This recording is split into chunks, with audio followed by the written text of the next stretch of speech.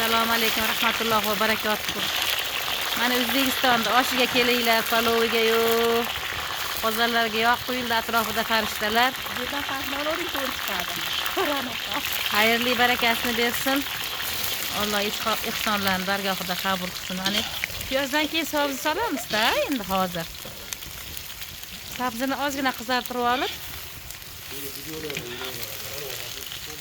keyin go'shtini qachon solasiz? Go'shti bormi o'zi yo'qmi? Go'shtimiz yo'q, pulimiz yo'q go'sht. Yolg'on ham evi bilan.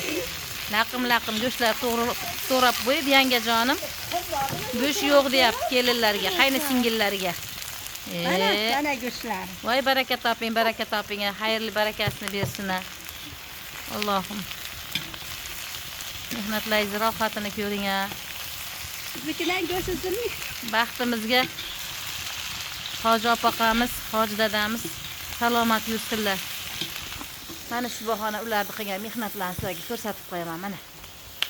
Shu bassa deymizmikin, nima deymizmikin, shuni otini bilmayapman. Shuni hojivani o'zlari chiqib 85lik hojida, 85 yoshli hoji dadam o'zlari qo'yib chiqdilar mana.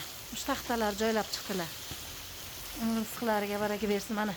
Mana iro shuni sizlarga ko'rsatmoqchidim. Xudo xolasa o'zlaridan ham intervyu olaman.